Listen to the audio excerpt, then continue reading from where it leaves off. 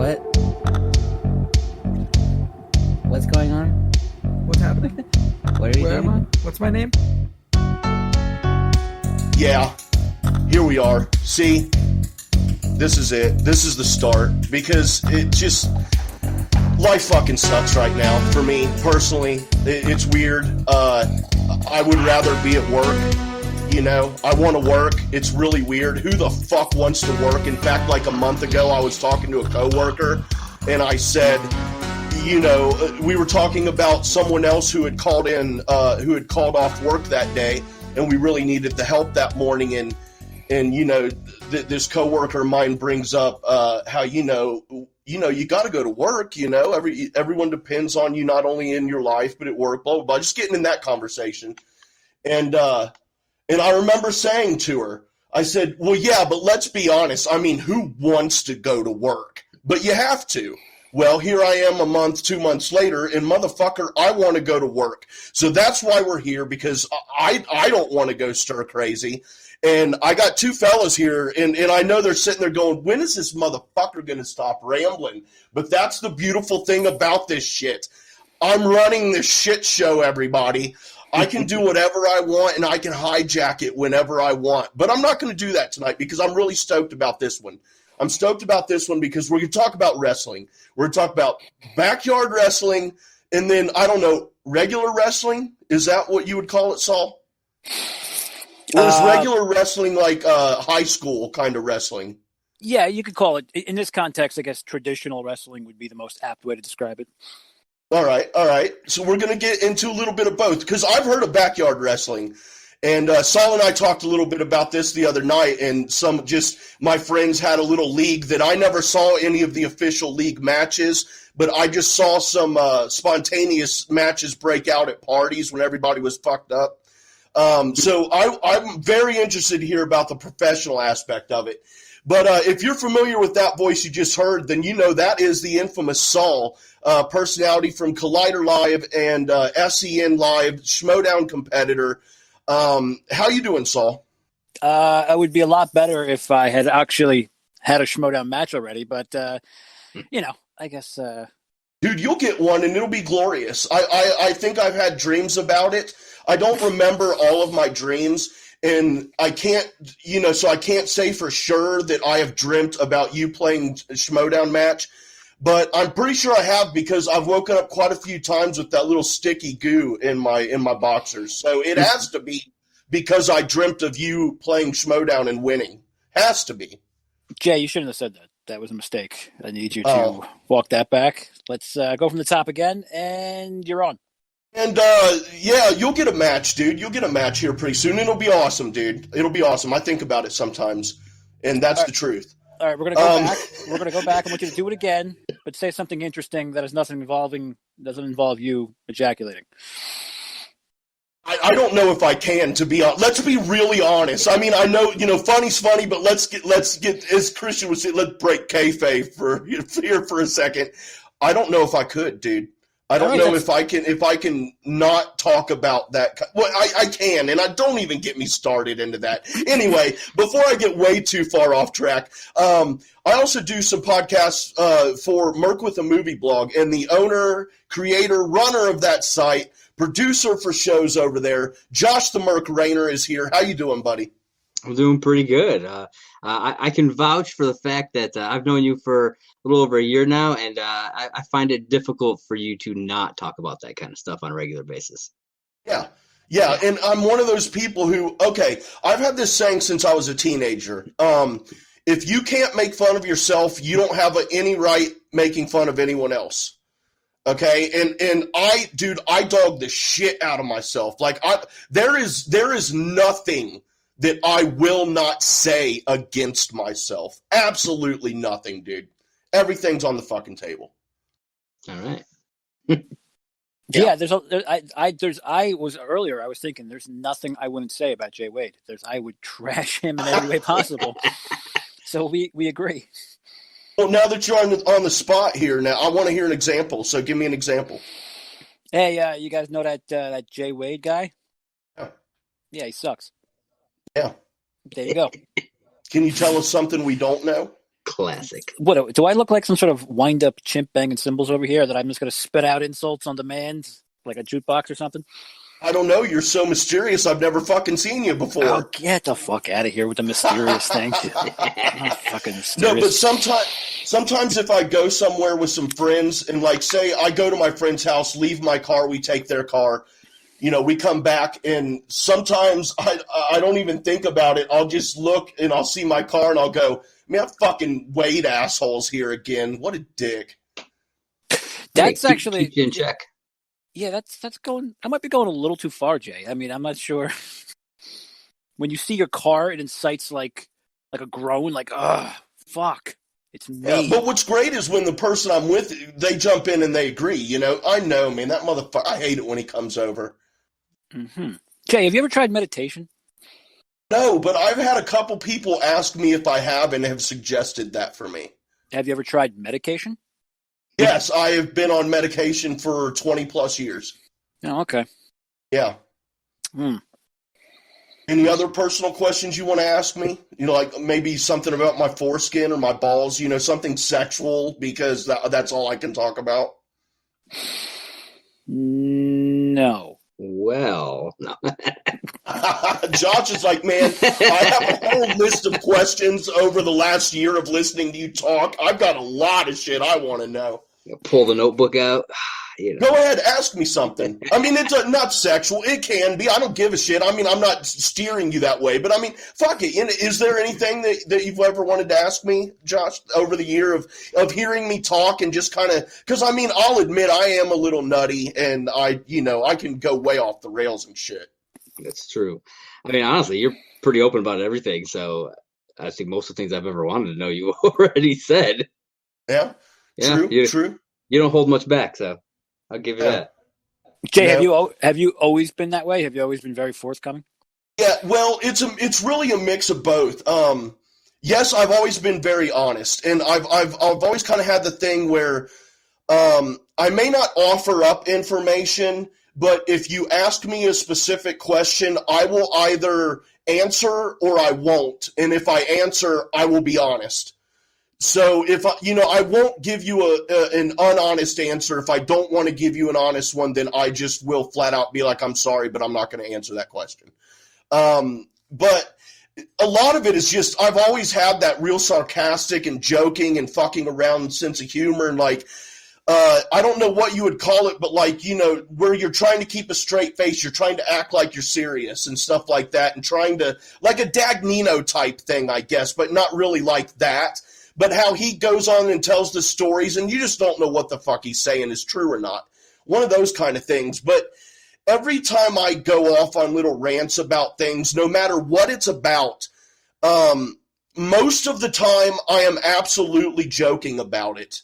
But, like, there's always a little bit of truth sprinkled in there. No matter how much of it is complete absurd bullshit, there's always a little bit of truth sprinkled within there. And you never know where it is. It could be something really minor, or it could be like one of the most outrageous things in the entire story that you're like, dude, that definitely cannot be fucking true. He's fucking around about that. But that would be the thing that's true. But I get so outrageous that no one could ever tell what the fuck I'm serious about or not. Do you feel like when you're not being completely forthcoming or entirely honest, do you feel like you're losing something? Do you feel like you're not being yourself? Does that make you upset? No, not at all. No, so you can be a liar. Well, I mean, everyone can be a liar. Mm-hmm. But it's paramount to you that you're very kind of front and center with people. Is that fair to say? Yeah. I mean, I'm not going to bullshit people just for the sake of bullshitting people. I mean, obviously there are those situations in life where you need to bullshit a little bit, and it's not in a harmful or malicious way. But I mean, but no, I would never go into something and intentionally bullshit someone, and I would certainly never initiate something that is bullshit. You know what I mean? Mm-hmm. I see. I mean, unless it's a fishing story, like when I caught that 80-pound catfish in the little creek out behind my grandpa's house, dude, that was the fucking shit. I mean, dude, that fucker took 3.5 hours to bring in. I mean, 3 hours and 12 minutes, but I know if you rounded, it would round down to 3 hours. But I mean, come on, man, 3:30 sounds a little bit better, especially for a fishing story. Well, if you really want to spin a web, make sure not to use round numbers like 3 hours and 30. Say like 3 hours and 17 minutes. Then it seems more realistic. Yeah, and if you think back there, I did think about that as soon as I said 3:30. So then I tried to back off that a little bit and do the rounding thing, but I said 3:12 instead of something closer to 3:30, and then I had to try to save it, and yeah, evidently I did not do a very good job there. Oh God, yeah. And the next time you see your car, you're just going to take it out on yourself. I can see it now. Yep. Do you guys don't know what the fuck is going on right now, do you? Well, I mean, I have a rough idea of what's going on. But, oh my gosh. All right, guys. All right. But for real, though, I really am interested. I've been interested in this for a while. I've actually had this in our show notes for SE and Afterlife, Josh, I've had them on hold for maybe 2 or 3 months since the last time you were on. But we'll get into it now. Perfect time now. But you had told me that you were a professional backyard wrestler for 12 years. Is that correct? Yes, 12 years, yeah. Dude, please tell us all about this. Like, I mean, your interest in wrestling and then how you got into this and how is backyard wrestling professional? I mean, I'm seriously fucking interested. Well, my interest in wrestling, I mean, I've been watching wrestling for most of my life. Way back in the early days, old school ECW, Attitude Era, all that kind of stuff is kind of where I started. I fell off for a little bit there, and then when I met my best friend John in high school, he's huge into wrestling, even more so than I was, and he got me back into it. And so after we graduated high school, we wound up moving in together, and we would kind of just like screw around. We'd try out moves and shit on each other in the house. And we decided one day we had this big backyard. We just decided we'd go out there and try it because the fucking hardwood floor was fucking killing us. So we started just practicing moves out there. But we didn't want to we didn't want to hurt each other. We weren't in, because there's a lot of stigma around backyard wrestling. A lot of these like fucking light tubes and bullshit. We never did light tubes and anything like that. We weren't out to hurt each other. We were out to put on a show. Just like WWE and all those types of companies who are actually scripting their matches and things like that. We did that same kind of thing, and we practiced. And it was 2004 is when we started doing it. We recruited some people. We had about 10 guys at one point. Putting on different kinds of matches and things like that. We each had a couple different characters because we didn't have that many guys when we first started. So, we would just, like I said, we would just watch stuff. We would practice things. Eventually we began doing big events where like we'd have a crowd come in. People would actually pay to come and see us. It wasn't a huge crowd. It was like maybe 30, 40 people kind of a thing. So it wasn't a ton, but it was something. And it was just something that we absolutely loved doing. We did skew a bit more on the hardcore side. But like I said, we never touched things like light tubes and shit like that. But we did, we used cookie sheets. We built tables. We had a tack match at one point. We did, ladders and shit like that because that's what people want. Unfortunately, that's, people aren't quite satisfied with just, especially when they go to see a backyard show, they expect something more than just basic chain wrestling and things like that. But yeah, we would kind of just put everything out, on the line with it. And we loved fucking doing it. Like I said, we did it for 12 years. I stopped. I was, I think that our last match was, I was 32 when our last match was. Wow. So it was 2016, I think. It's just our bodies were kind of we couldn't do it anymore. I was every year for like the last 3 years of it. I'd probably throw my back out once a season that we did it, and so it was just getting to that point. I had just had my daughter, So I felt like it was probably time to hang up the boots, as you would say. But yeah, it was. I still have the itch for it. But during that time when we were doing all the backyard stuff, we started getting into like friendships with a lot of actual professional wrestlers, like indie wrestlers. We'd go to a lot of shows. We started doing like ring crew for some indie feds. There was one where we lived in Dunkirk, New York, and then there was one in Erie, Pennsylvania that we worked with a lot. And then we actually started training, actual professional wrestling training, with like some of the guys down there. And for people who say, I watch that TV, I could do that shit. Nah, it's hard. It's definitely not easy. Like I said, we did backyard wrestling for a long time, but I didn't have quite what it took to do full on professional wrestling. I didn't have that kind of stamina. So like I always give full props to those guys because they put it in, man. They got a lot of stuff. It takes a lot to do that. But so we learned some stuff, some proper technique and things like that. Some of our best friends were indie wrestlers, so they really helped us to perfect some of our technique while we're out there. We built a ring for ourselves. It was just corner posts and ropes. It didn't have any sort of padding or anything like that because we just did it straight on the ground. But that way it felt a bit more real to it. It felt a bit more like a normal indie show. So it was something that we just absolutely loved doing, and I still have the itch for it occasionally, but I don't think my body could handle it anymore, to be honest with you. Dude, yeah, especially when you say it was on the bare ground, dude. That sounds pretty fucking hardcore. Now, what did your girlfriend at the time think, or wife? I don't know, but what did she think at the time?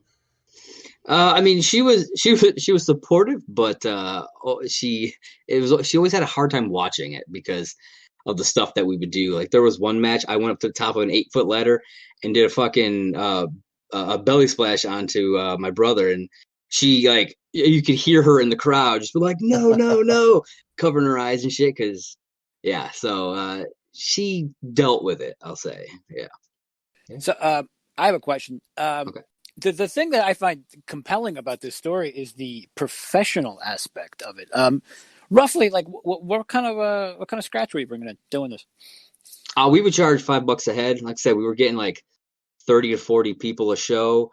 We sold some merch, not a whole lot, but we weren't taking in a ton. It was a little bit here. We would it would help us to fix our gear or get new equipment or things like that, fix the ropes or get new weapons like cookie sheets and shit, because we would use like the super cheap ones that were you fucking crack them over your head and it's fucking just bends in half, that kind of shit. Yeah. Just stuff like that, so we didn't take it a lot, but we made some. I put a little bit aside, but yeah.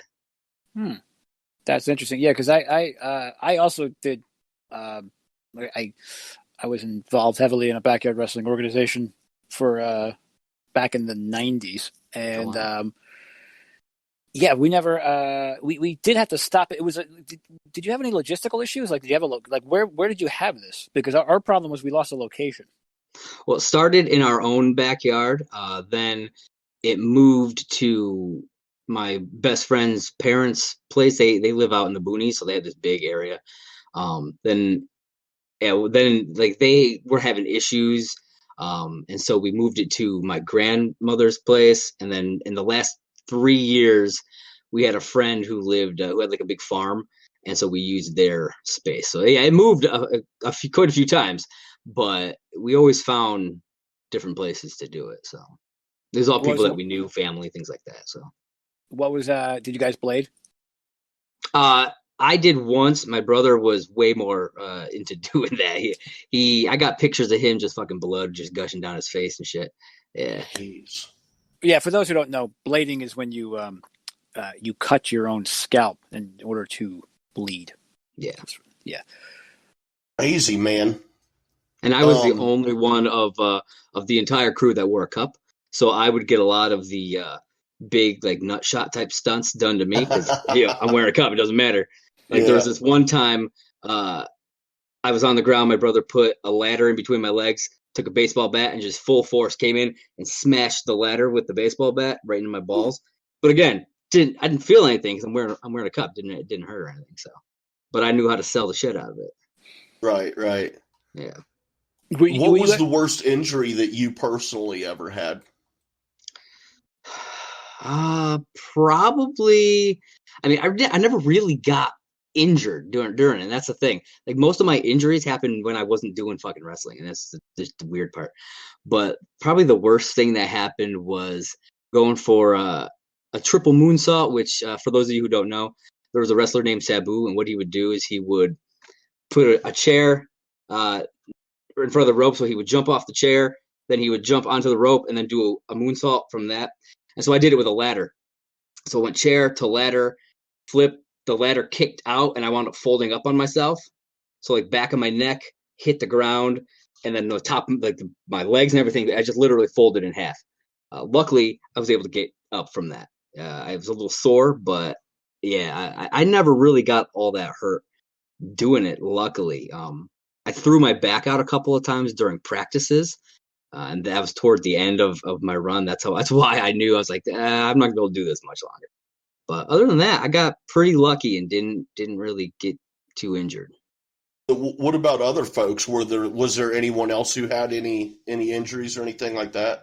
I mean, somebody in 12 years, somebody had to have got fucked up at some point. My brother dislocated his shoulder once, and we had a guy who broke 3 bones in his hand. But we were always, like I said, we would practice, and it's all about safety. It's all about keeping each other safe while doing moves. So we would always try to make sure that the things that we're doing, if we weren't sure about it, we would make sure that we would either really practice it or we just wouldn't do it. So it really helped, I think, to kind of combat some potential injuries that could have happened. And I mean, there were things that, I mean, like I said, we were fucking jumping off ladders and shit. I was doing swantons onto fucking people.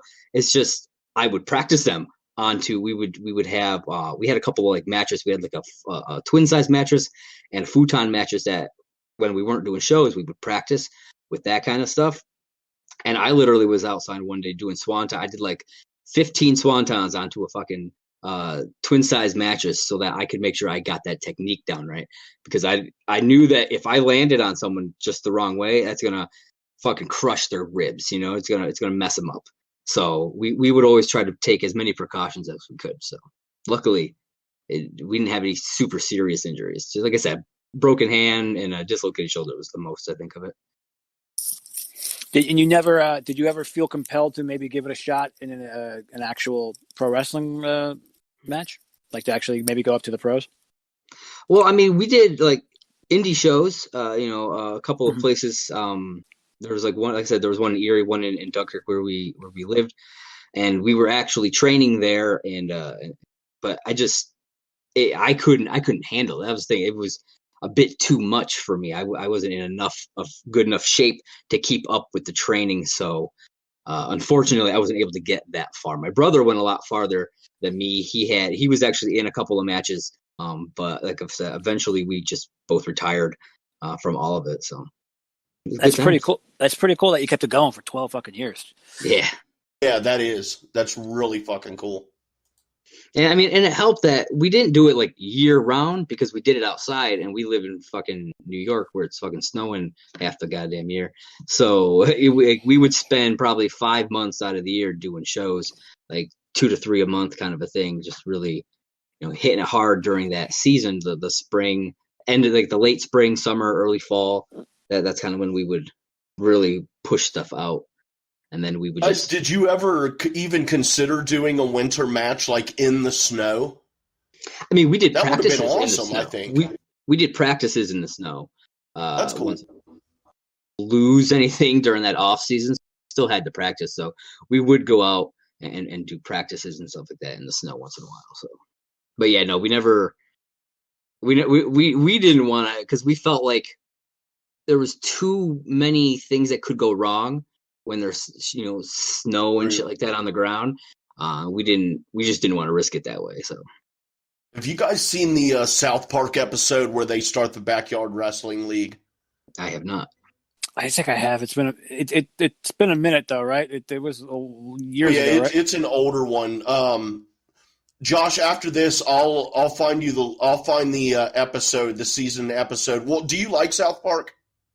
Yeah, the older stuff. Yeah, I kind of fell All right. off. I haven't watched it in a while, but All right, yeah, man. I'll have to get you. I'll send it to you, man. It's pretty fucking funny, dude. Holy shit! I think I'm gonna watch it after we're done recording. Actually, it's so fucking funny. But yeah, they started their own wrestling league in their backyard. They make the characters, the storylines, like they're married and one of them stole the other one's wives and another character was in Vietnam and all this crazy shit, dude. It's fucking insane. funny. Yeah, very good, very good.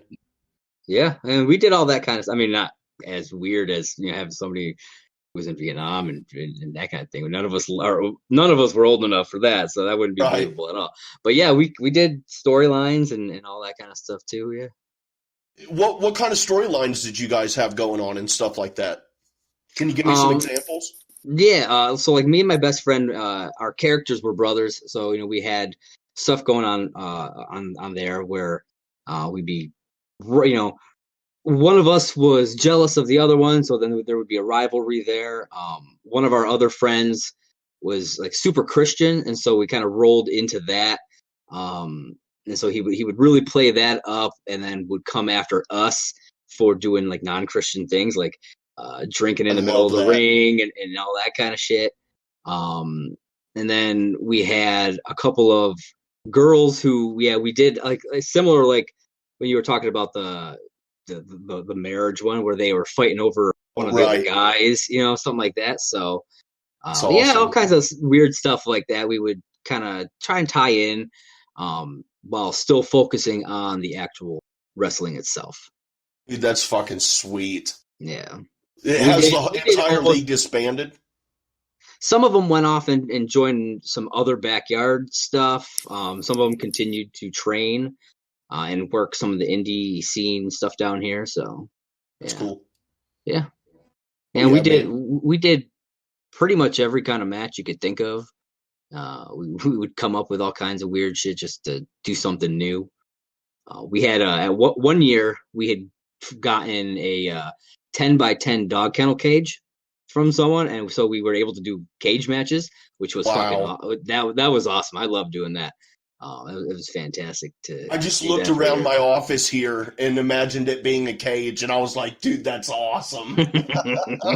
Reminds me of being a little kid watching on when I was a kid, I grew up in Houston for the first part of my life, and it was on Saturday mornings. It was obviously WWF and had Hacksaw and Sergeant Slaughter and was Sergeant Slaughter a wrestler? Yes. Yeah, he was a big. But then who would? Okay, yeah. He wore the cop outfit and the glasses, right? No, that's Big Boss Man. Yeah, that's Big Boss Man. Sergeant Slaughter wore the boot camp, the drill sergeant outfit. Yes. Yeah. Okay, he was also He was also on G.I. Joe. Yeah. Yep. Yeah. But yeah, in Superfly, obviously, Junkyard Dog, all them, man, fucking Hulk Hogan and shit, dude, Ted DiBiase, fucking was just so much fun. But it was on Saturday mornings. I guess a couple hours. I can't remember specifics. I just remember waking up and just being fucking stoked for Saturday morning, man. It was so fucking cool. I used to think it was like just the greatest shit in the world. And I mean, it's entertaining on some level now. It's not something that piques my interest anymore. But I remember as a kid, and when I think about as a kid how I felt about it, I can still get excited now thinking about it. So, which was it? I remember my brother somehow got a tape of one of the Royal Rumbles or something like that. It was the one where it was Zeus and Macho Man took on Brutus the Beefcake and Hulk Hogan. And it was like a fucking hour-plus long match or some shit. It was fucking epic. But I must have watched that match so much it wore out the fucking tape. That would have been SummerSlam, I think, 90. And I think, it was the I was Yeah. 11. Wow. Mhm. Yeah, I wore that tape the fuck out, dude. Yeah, they were really pushing. They were really pushing Zeus there, which was kind of a fucking bizarre situation because Zeus was a character in a movie, and then they Yeah. attempted to bring him into the WWF without explaining that this is an actor. It was very. You had to take a very large leap. Was it No Holds Barred? Yeah, No Holds Barred was Yeah. Hogan's big starring vehicle. And I can't even remember what it was about. What was that movie about? Do either of you recall? No. I do I haven't actually. watched it. I haven't watched that thing in probably 20 years. I saw it in theaters. I remember. Oh wow. Yeah, it was. Hogan pretty much played. It came out the same summer as Batman, if I remember correctly. So that would have been '89. Yeah. Hogan plays kind of pretty much himself. It's a slightly fictionalized version of himself. He plays a guy named Rip, who just happens to be the WWF champion, and it's a story about an evil TV executive who tries to buy Rip, whatever the fuck that means. Who unsuccessfully can't lure Rip away from the WWF. Creates this rival to the WWF called Battle of the Tough Guys, where it's kind of like a tough man contest, sort of. It like predates Tough Man by years.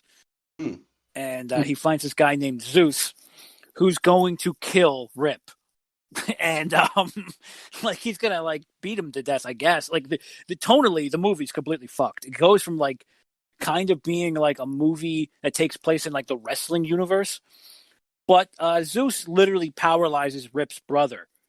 Like for real in the movie, and like the authorities are never contacted or nothing, and it culminates in this great big fight, in which Hulk Hogan kills a man in a wrestling match, Wow. and then kills the evil TV executive. Spoilers. He dies. Yeah, I guess. He dies. It is an archetypal. It is an archetypal. So bad it's good movie. That sounds interesting, but I do not think I'm interested in checking it out. I will just take your word for you, or I will take your word for it. Are you telling me it is the greatest wrestling movie of all time? That's what Saul said, guys. I got to be honest with you. If we're not including The Wrestler, which is one of the greatest movies ever made, yeah, it probably is. It's either that or Ready to Rumble or Tag Team. Ready to Rumble is great. I love that one. Yeah, I like Ready to Rumble too. That's one with Oliver Platt and fucking Courtney Cox's ex-husband, right? Yeah. Yes, David Arquette. David Arquette. Former WCW World Heavyweight Champion David Arquette. Yep. Was he really? Yeah, because he went on after this movie. They booked him to win the title.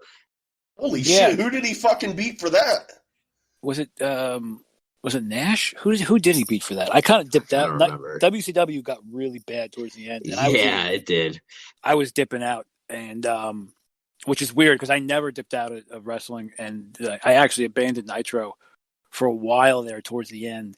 I don't even remember who we put. It might have been Nash. It wasn't DDP because I remember DDP celebrating with him with one, or maybe Jarrett. It was Jarrett. Yeah. There was a wrestler named DP. Like, that had to be a diva wrestler, right? No, DDP. It was DDP, Diamond Dallas Page. Come on, guys. You should have went with it. We could have gone into this whole long thing about this diva wrestler named DP, and she would lose. Her finishing move was by laying down and letting two dudes DP her until they fucking died from exhaustion, and then she was the champ. Jay, remember when I said Jay Wade sucks earlier? Just want to remind you of that for some reason. Who knows? Maybe I do suck. But, oh, shit, guys. We got some breaking news. Hold up. It's not just California. It's the whole world is going to shit. Well, there you heard it, guys. I mean, John Cusack said it, man. So it has to be fucking true. It's got to be. And I don't believe him. Man, you got tornadoes going on there in NYC, Saul? No. Don't? Nope. No, not really. It's not just California, though, dude. The whole world's gone to shit. No tornadoes. So What kind of natural disasters are going on right now over there? It's surly types running around. Yeah, that's about it. For the really it. typical kind? And then, and the whole global pandemic New York has become the epicenter. But aside from that, it's all pretty much business as usual. Yeah. You think this? Okay, I got a question here, and obviously, the majority of me is kidding, and obviously, you can tell you're like, man, I don't know where this is going, because he kind of feels the need to emphasize that he's not being a complete asshole right here, that he's kind of joking around. Obviously, I'm kind of joking around when I ask you this, Saul. But also I'm kind of serious, and I'm also playing off of a stereotype. So all of that being said, please, no one don't be offended, you sensitive fucking pussies. With the coronavirus thing going on, yeah, Josh was just like, man, I'm glad this is on his show and not mine. Holy shit. With the coronavirus going on, and just New York City is like fucking, it's getting hit hard, man. I feel bad, and I hope it can get brought under control and sorted out soon.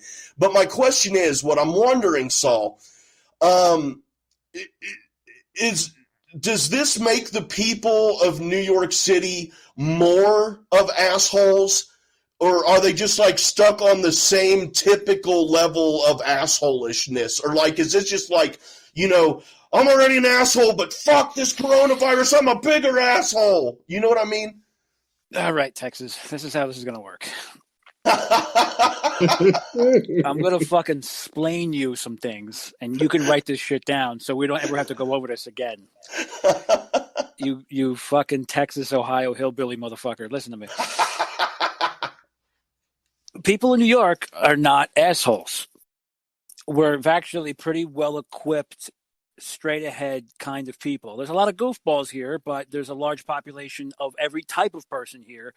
So, yeah, there are assholes, but for the most part, the default New Yorker would actually help you if you were in trouble, or actually probably is like a put-together person. New York is a place where you have to be a grown-up.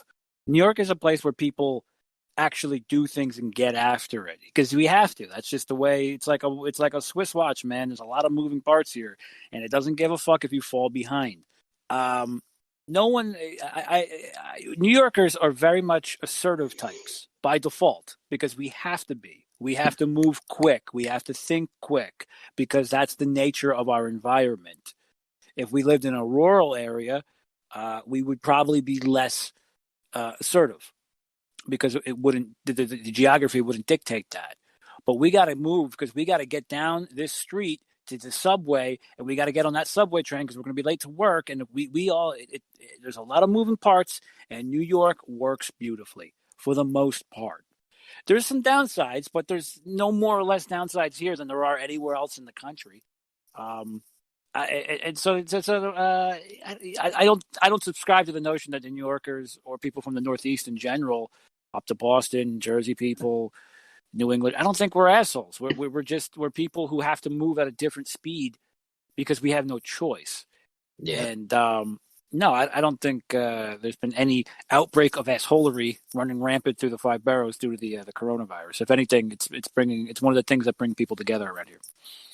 That's good. That's good. And I obviously was kidding and playing off the stereotypes we hear and see in movies and TV You shows were and shit. not, you fucking liar. Don't you dare go back now. The only people that I've ever, other than like actors and when they're playing people from New York, or actors, which they're actors, so I don't know how much you can depend on their personalities that you see outside of their work anyway. But you, Saul, and Christian Harloff are the only two people from New York that I've spoken with or I've heard speak at length about many different things. And yeah, you're right.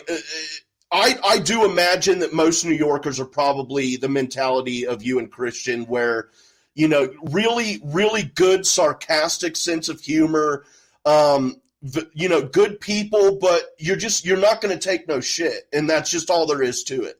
Yeah, it's incentivized to not take shit around here. It's again, you're going to get, we move quick.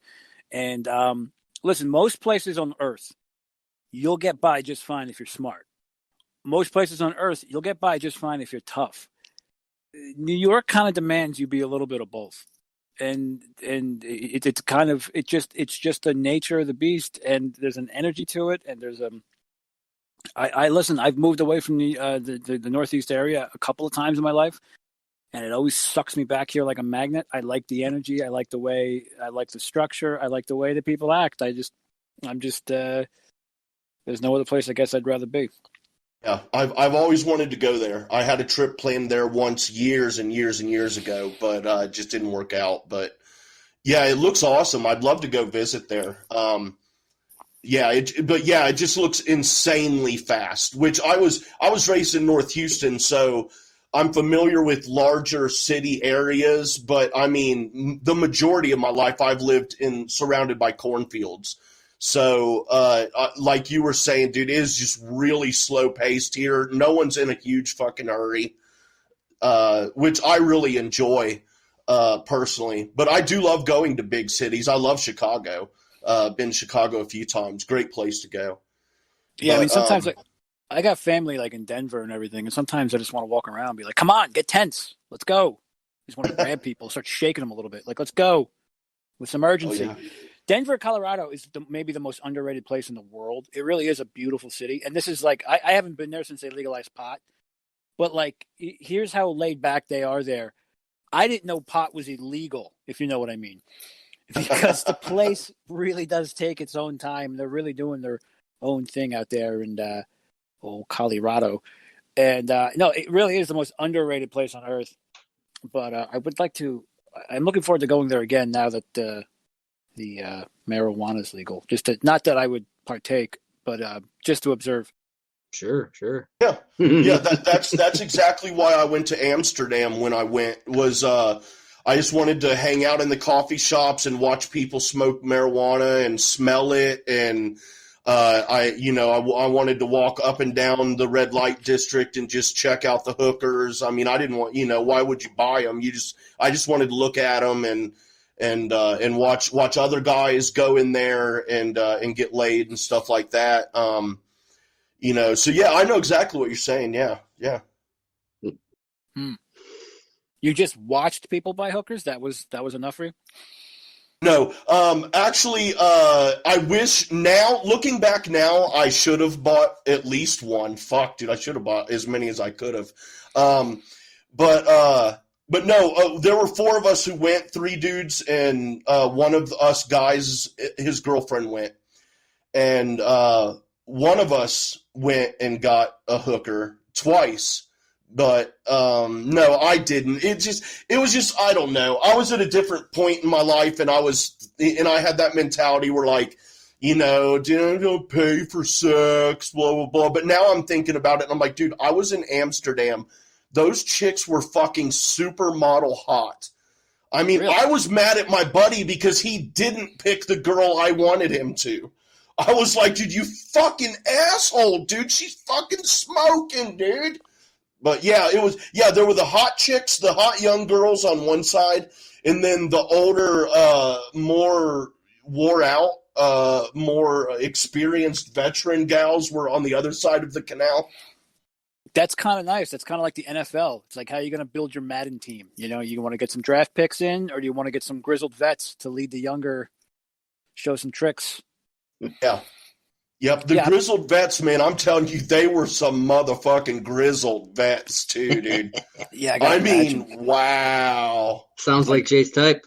They sound they probably have stories. I was ready to get back to the other side.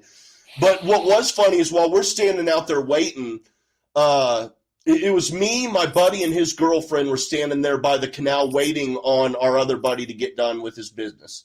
So we're standing there hanging out, and we're standing right in front of a sex theater, like a lot that did live sex shows and shit. And my buddy's like, he's like, oh man, when so-and-so gets back, we'll go in there and check out a show. And my buddy's girlfriend, she and I were really good. We were friends before she started going out with this dude, actually. So she and I were good, but we were buddy and shit. And she goes, you can go, but Wade and I are going to hang out here. And I'm like, I look at her and I'm like, what? I'm like, no, don't fucking speak for me. You know, and now that I think about it, of all the people that she's going to say, you know, her boyfriend is like, we're going to go see this live sex show. She doesn't say, no, you're not. She goes, well, while you're doing that, me and Wade are going to hang out. I'm like, what the fuck is going on here? And did you listen to her? Well, she was mad at him and he knew it. So we didn't, he dropped it really fast. Mm-hmm. Really fast. Oh, was she threatening, like, to fuck you? Is that what was going on? Was that the subtext? No, she's just redhead and scary as fuck, mean. Yeah, Just a mean girl. I'm half scary because I have a red beard, so it's I can relate. When my beard gets thick, it turns red, but I'm not scary. Yeah, yeah. Now, People have a hard time for some reason. Like, people haven't experienced this in my life. They're like, "How is it like that?" I'm like, "It just is. It just my beard is." Like, if you go to Scandinavia, like if you go to Norway or Iceland, it's very common. Like everyone, well, I'm Icelandic, so when you go to Iceland, people look like me, like the blonde hair and the red beard. It's a very common look there. Robert Redford is the same situation. Oh, all right. Yeah. Now we're coming up on it here because I don't want to do these episodes too awful long. Want to kind of keep them a little nice and tight. And no offense, but there's two sides of this coin here of this show. One, I'm going stir crazy and bored as fuck, and I want to kill some time. Two, I don't want to fucking hang out with you bastards for too god awful long. So that's why I'm only doing these an hour long. Yeah, obviously I'm not kidding. No, for real though, Saul. What's your wrestling experience? How did you get into it, and what kind of stuff did you go through? Oh, we're gonna. I'll try to give you the abridged version. Growing up, I was a huge Mark. I was a huge wrestling fan. Again, I was like the kid who never got out. Like, every one of my friends like would dip in and out of it, and like growing up in the 80s and 90s, I never got out of it. From like before I could remember all the way up into well, I'll do you the Tarantino version. I'll give you the end at the beginning. I was a pro wrestler, and then my military career kind of put an end to my wrestling career around 2002. And excuse me. But growing up, I was a big what they call a mark, which is what wrestlers call wrestling fans, and I followed WCW and WWF, and then I'm not sure if there was I'm not sure there was a correlation between being a pro wrestler and an amateur wrestler, but in high school, I was on the wrestling team. I loved it very much. I was kind of a mediocre wrestler. I was a guy who I didn't really get into peak athleticism until well, it's weird saying this, but now my athleticism is at its peak right now. In my late 20s, early 30s, I started the best shape I ever got in my life. I've been competing in martial arts for a couple of years. I'm into gymnastics and fencing. I'm a very kinesthetic dude. I'm very physically oriented. I love hiking and shit like that. And I was on the wrestling team growing up, and my friends on the wrestling team, this was the late 90s. So this was we didn't even know anyone else who was doing anything like this, but we kind of created we all were big WWF fans during the Attitude Era and the Monday Night Wars with WCW and NWO. Yeah. And the guys on my wrestling team, we started like a backyard kind of wrestling league, kind of like what Josh was just talking about. And we were putting on shows, and we were getting crowds like 30 to 50 people in high school. And it was just a kind of like all my friends were all just competitive kind of jock smartasses. So we would just take everything too far. We had a backyard wrestling league. We couldn't just fuck around and talk about wrestling. We had a wiffle ball league that literally we were taking just as serious as like people who were taking softball leagues were. We had like we Nintendo 64 tournaments. Like, we couldn't do beer pong league. We couldn't just go to a party and play beer pong. We had to have a fucking competitive league with teams and personalities, and like we just took everything too fucking far. And I was I got the bright idea in my head to there was a pro wrestling school in Bayonne, New Jersey. It was in an old abandoned supermarket, and it was a place where workers all over the New York, New Jersey, Pennsylvania area would just go and work out 5 days a week because it was open 5 days a week. So they opened a wrestling school and they would train people. And that's when I was 17. Yeah, I was driving, so I was 17. I would drive over to Bayonne, and I became a pro wrestler. I trained pretty hard.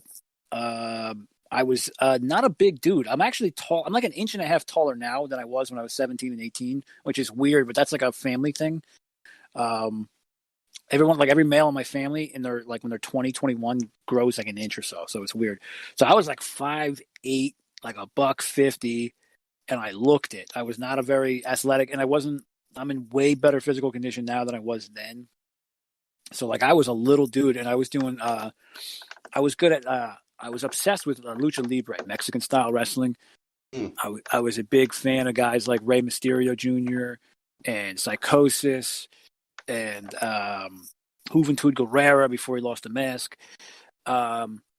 And I was a big fan of ECW, which was very when I first got into ECW, it was very like 94, 95. It was very underground. ECW was like the third league for those who didn't know. There was in the 90s, there was the WWF and WCW, and they were the 1A and 1B, depending on what week it was. And then there was this organization outside of Philly inside Philly rather, called ECW that did very extreme wrestling. They did chair shots, table shots, fire, pyro. And the Mexican style and the extreme style were two things I gravitated towards. And so I took that to my training. And because every other spot, I always wanted to go to the fucking top rope. And I was working out with a lot of traditional guys who could not fucking stand that shit. So I think half goofing, but they were kind of serious. They, for my character, they told me, look, you need to go to a tanning bed and get tan. I'm Icelandic and English, so I'm not very, I'm very fair skinned. Like, you need to go to a tanning bed for like a month. You need to sleep in a tanning bed, and then we're going to give you a lucha mask, and we're going to say you're Mexican, because I was there. I was doing like literally my first, second week in wrestling school. Like I was going every day. I was addicted. I would go to wrestling practice after school, and then I'd get in I wouldn't even shower. I'd just get in the car and drive to Bayonne and just work in the ring. And again, I was doing like high spots like my second week there. Like I was just like fucking like a duck to fucking water. And I was getting some interest, and they wanted to book me, and there was going to be a tournament. And then I rang my bell a couple of times. I had some concussion issues, so I had to sit out for a little while, and then I worked my way back to it. Had my first match. It was a tag match. Went over very well. I worked with, not worked with, but on the show that night were like some people I looked up to, like a tag team named the Road Warriors. They were there.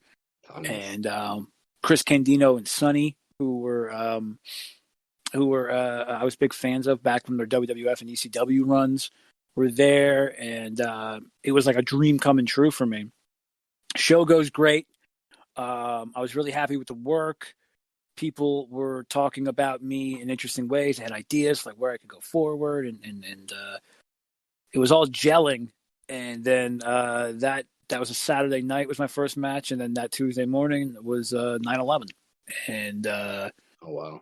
Wednesday morning I was at the Army recruiter's office, and some paperwork and some tests later, I was a private in the Army.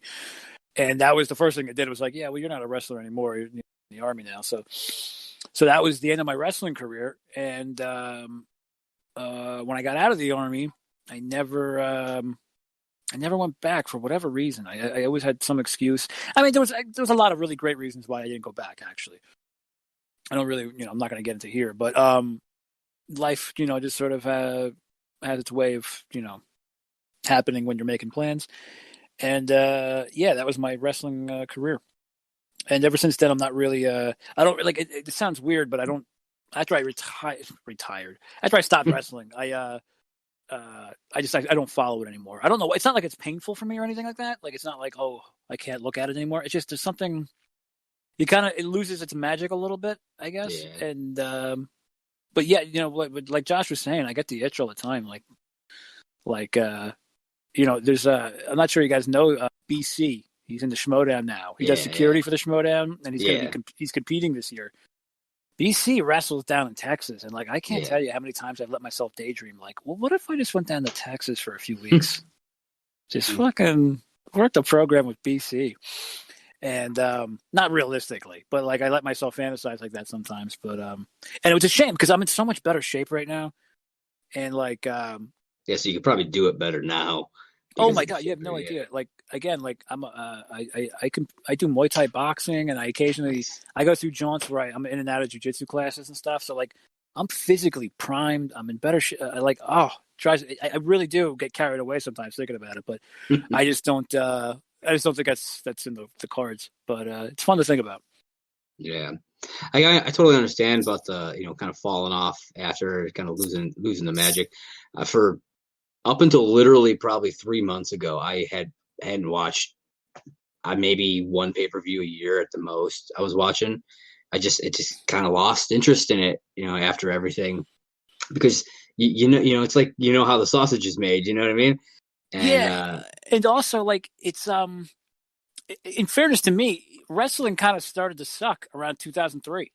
Yeah, when I was done. So that is true. So then it had a bit of a boon, but then it also fell back down not too long ago. Probably within the last 5 years, it kind of got crappy again. Harloff said something on SEN this week or last week, maybe. He said, I don't think I've ever seen a John Cena match. He's I got out of wrestling right when he took off. And I'm like, yeah, me too. I don't think I've ever seen a John Cena match. Yeah, he started in 2002, so yeah. Yeah. Yeah, the last time that I remember watching full episodes or anything was, I don't even know what years it was, but it was the time when was the guy's name, Eric Bischoff or something? Yeah. Is that the dude's name? He was running WCW, and they were having weekly battles or whatever with WWE, I think. So my buddies had wrestling viewing parties and shit 2-3 times a week. And I'm like, dude, this is on that many times a week? It was shocking to me because I hadn't watched it since I was a kid. And it changed a lot since the 80s up to whatever point that was. Early 2000s probably, I would guess. Oh, that would have been the Monday Night Wars. So it would have been probably late 90s into the very beginning of the 2000s. Because WCW folded, I think, in 2001? May of 2001, they got bought out. Yeah, that would have been the first Nitro, which I guess is the official start of the Monday Night Wars, was when Luger came out at Mall of America. That was in 95. Okay. That was the first Nitro. It was at Mall of America. That's when Bischoff kind of declared war on WWF. And they went unopposed that night, if I remember correctly. First main event that night was Sting versus Flair. I remember it being a good show, although in hindsight, I hear people say it sucked. Luger, who was getting a huge push in WWF for the past couple of years, apropos of nothing, just showed up on WCW. It was a huge deal when it happened. If you were following, because I would watch ball. I was a guy who Monday Nitro had this great thing because they were owned by WCW and TNT were owned by the same guy, owned by Ted Turner. So what they would do is they'd show Nitro, and Nitro, I'm not sure if it was from the beginning, but at one point Nitro was 3 hours. And I think Raw is 3 hours now. I'm not sure. It is now, yeah. Yeah. But it used to be 2 hours back in the 90s. Yeah. Actually, I used to watch Raw when it was an hour. I remember back when it was I remember when it was at the Manhattan Center on 34th Street. And anyway, so fucking WCW, yeah. So Monday Night Raw was the Monday night show. It was on at Monday night at 9 o'clock for an hour. Started in the early 90s, and then WCW did a competing show from 8 to 10, and then at 10:05 they would re-air Nitro. So I would watch all of Raw, and what I would do is I would tape the matches. I wouldn't tape the whole show. I would watch Raw because I wanted to be a wrestler. I was obsessed with wrestling. I would tape just the matches, I was a big fan of the technical guys like Kurt Hennig, who was Mr. Perfect, Bret Hart. I was a huge Bret Hart mark. So I would watch the matches on Raw, tape the wrestling matches, and I would have a WWF tape. And then I would watch the rebroadcast of Nitro, and again, I would tape the matches. WCW had a great variety of wrestlers. They had a lot of they were the first guys to get into the cruiserweights. Who, being a smaller guy, I was always very excited to watch the cruiserweights. And they had a lot of Mexican wrestlers, and they used to bring in guys from Japan. Jushin Thunder Liger, who's who was like the Hulk Hogan of Japan. Like he used to come on WCW like once a year or so, and I was always super excited to watch him work. And so that was like my Monday night for years. That would have been from '95 to May of '01. Yeah, those are good times. Yeah, they really were. Mm-hmm. Yeah, man. So wait, when was what they call the Attitude Era then? That was from WrestleMania 14. Oh no, actually, the lead up to the WrestleMania, maybe the screen. I don't know when it officially starts. Like, there's like wrestling historians who could tell you the moment. I think it was Shawn Michaels mooned the camera on Raw one night. I think is when they officially consider that, or maybe the screw job, the Montreal screw job, which would have been November. I've seen a couple of videos about that. People still pissed off about that. Well, there's also a big theory that it was a work, which I fucking am fascinated by that whole debate. But a work meaning it was scripted. It was scripted to look like it. It was scripted to look like it wasn't scripted. And interesting. But so I guess you could say the winner, like if the screw job is the kickoff point, that would have been November, December '97, and then Austin went over on Michaels in March of '98 at WrestleMania 14, and that's really kind of when it was cemented. And then a couple months later is when WWF started winning the Monday Night Wars again. Yeah, is when Mankind won the belt, and that ran until 2002, the Attitude Era. So yeah, China was a part of the Attitude Era, right? The whole suck it guys and all that. Yeah, huge Generation X. Yeah, she was a huge part. And speaking of China and suck it, she did porn. See how I brought that all the way back around to sex, guys? Oh, I should have saw that coming. Oh yeah, man. You guys ever see her porn? She did porn. You don't have to answer that. Don't listen to me. I actually don't listen to me. Don't listen to me. Pornhub. Yeah, man. Pornhub though. Bless them for having free premium this month. She did. She was in like one of the Avengers ones. Well, what kind of sexual deviant goes to Pornhub and is like, all the free stuff's not enough for me. I gotta have the premium. What kind of maniac? Well, I mean, there's a lot of good shit that's premium that you can't get for free. Are you? So you're the guy at the buffet who's like, none of this is good enough. I need the top floor of the buffet to have my special. Like, Jesus, how could you wade through the free Pornhub?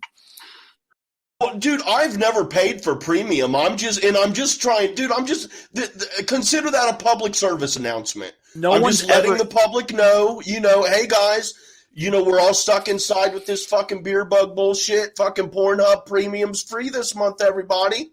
Get your fuck on. Well, I don't know. If you're going to get your fuck on, you probably got someone there to do it with. So get your jerk off on. I refuse to believe anyone's ever paid for premium. I think it's a fucking ruse. I think if you put your credit card in, they just go, we're fucking with you.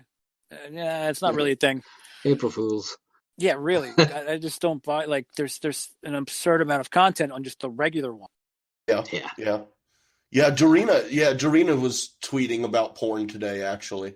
Yeah, I saw that. I like Dorina. I like Dorina a lot. What'd she say? What was she? I've watched, or what'd she say? Time to find something new on porn, a new kind of porn or something. Yeah, something like that. Yeah. Basically, she needs to find a new kind of porn to watch. I don't know what kind she was just on that was boring her. I would like to know though.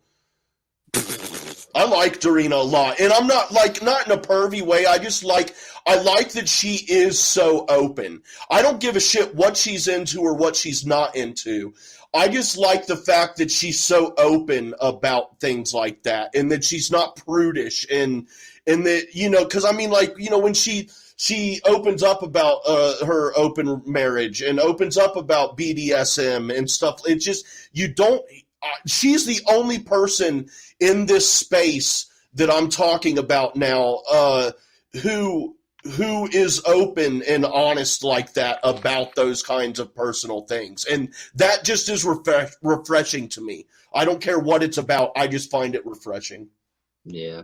Her tweet was, "Guess it's time to get into a new kind of porn." And then someone asked, "What the fuck happened to your regular kind?" And she responded, "Watched all the videos." Yep. Sabrina made the tweet the other day too, saying how she's gone through all of Pornhub, and Doreena's like, "I'm working on X videos now," and I'm just like, "Oh my gosh, I love it." I love it. Yep. But go Dorina. Yeah. Anyway, don't even get me started on all that, man. I will go off for a long, long tangent about all of that kind of craziness. I just like to talk about fucked up shit that makes people feel uncomfortable. Because the people who aren't easily offended or made uncomfortable by certain topics and discussion, those are my people. Those are the people I like to kick it with and chat with. Because then shit gets crazy and you never know what's going to happen. I don't like people with filters. Well, I shouldn't say I don't like them, but I really thoroughly enjoy people who do not have filters. And speaking of fucked up shit that makes people uncomfortable, I watched the Chris Benoit documentary the other day. Ooh, Have either of you watched this? Yes. Yeah, I watched it. I thought it was fascinating. Yeah, it was. Yeah, I liked it. I didn't learn anything new. I kind of that story that hit me hard when that happened because it's just I'm very mindful of the effects of CTE for very personal reasons, and so yeah, I didn't learn anything. I liked how they kind of made it an uplifting story at the end. His son and his aunt reunited. So I liked it a lot. But yeah, it's if you don't know that story, that's a very compelling documentary. I guess they're going to be doing Owen Hart during this season. Yeah, oh, wow. I'll be looking forward to that as well. I was a huge Owen Hart. The whole Brett and Owen were huge, like, were idols of mine. Yeah, and they're doing. I haven't seen it yet, but they just did New Jack. Who? Yeah, did that drop? Because I knew that was the next one. Yeah, I just saw it on YouTube today. It's up. Okay. Yeah, and I cannot wait to fucking watch that because New Jack was my idol. Like I want to be the, you know how people talk about the Schmodown, they compare people to like other people, like, oh, like Dan Merle's like the Bret Hart of the Schmodown. I want to be forever known as the New Jack of the Schmodown. Yes, that's awesome. I just want to fucking go in there and just people just create mayhem. I was going until this. I'm being dead serious. Until there was a policy change on the entrance music on the Schmodown this season. Yeah, my entrance music was going to be Natural Born Killers. Nice. That's awesome. To pay homage to the great New Jack, who when I was a young worker, I got to hang out with one night at an ECW show. Oh, that's awesome. And he was beyond cool. For no reason, he was just beyond cool to me, man. And he didn't have to. He didn't have to be. And I always remembered that. And I heard that Jay Washington, I think, told John Roca this week that he, I think he knows him. I think they're friends. Oh, and wow. That was cool to find out. But I got to meet him one night. I got to kind of hang around at an ECW show in Jersey, and he was very cool to me. That's awesome. Yes, I have a picture. Awesome. I have a picture somewhere. Me and him, a very young-looking Saul and New Jack. I got a picture from, what year was it, man? It was, all right, it had to be 98, maybe 99 at the latest, maybe 99. But I got a picture from when I was like 18 years old with me and my buddies, and like I'm totally holding my fucking nuts in my hand out of my jeans, dude. I mean, you can see my fucking balls in this pic. And my buddy next to me, he's pointing down at my nutsack with this look on his face like, what the fuck? And his mouth is open. I love that picture. I used to pull my balls out for pictures all the fucking time. I miss that kind of shit, man. Used to. I'm on the I don't do that anymore. You can't do that kind of shit these days, man. Do you have no idea how much I think about not okay, how much I thought I put into censoring myself is unfucking believable these days, dude. Like, it's just crazy. It's just crazy.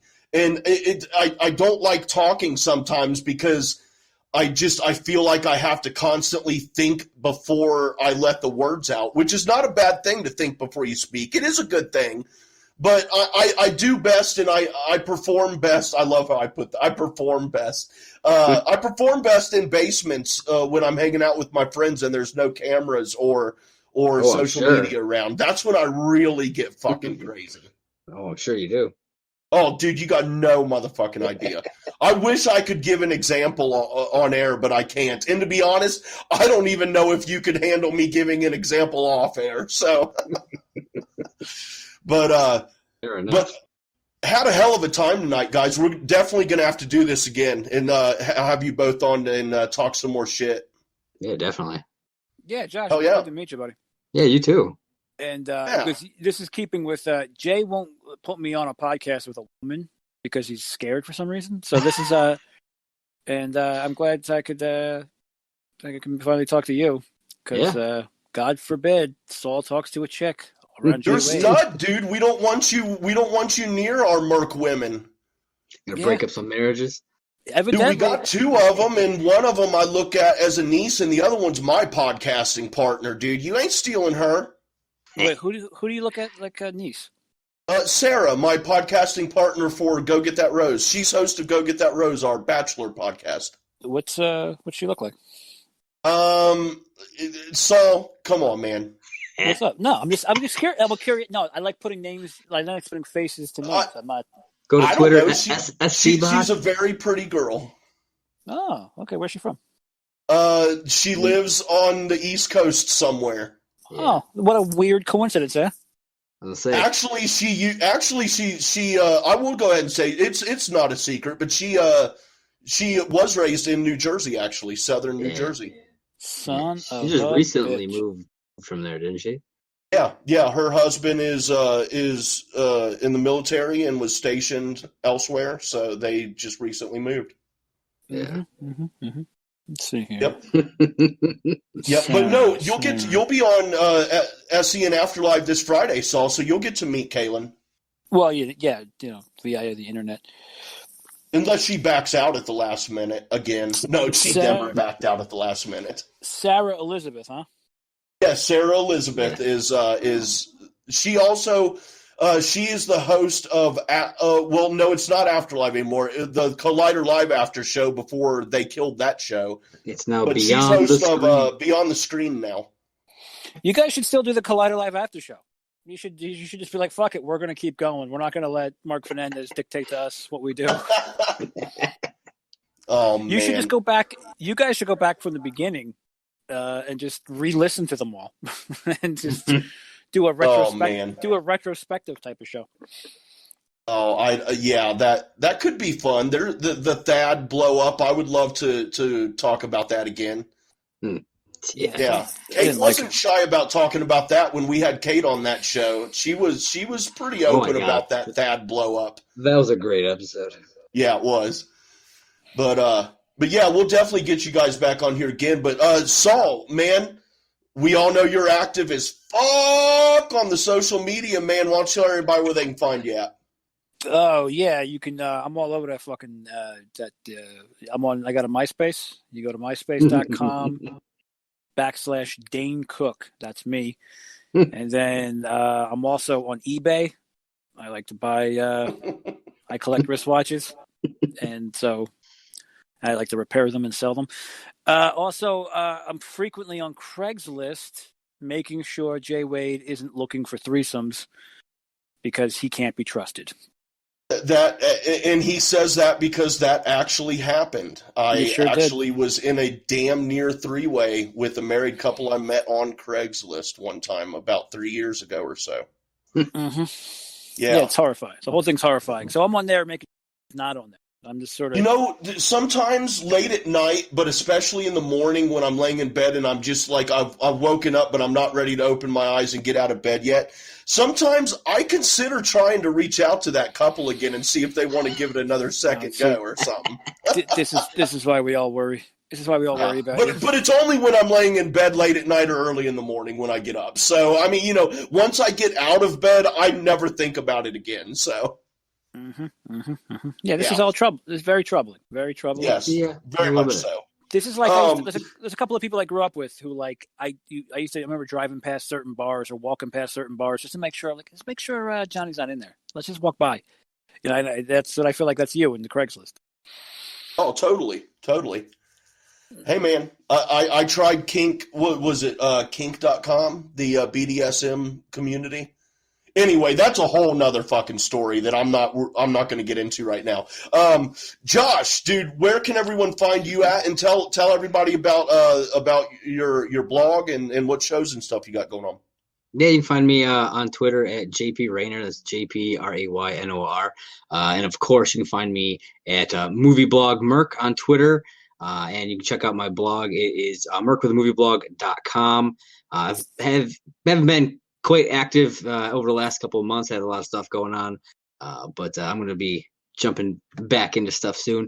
I'm also starting a new, it's not really a new podcast. I'm relaunching an old show that me and my brother used to do called Off the Ropes. It's a wrestling podcast. We're doing a podcast of it now. So we're going to be launching that after WrestleMania this coming weekend. So keep an eye out for that. Wait, you're launching Awesome. it after WrestleMania? Yeah, so we're going to talk about WrestleMania, yeah. Oh, yeah.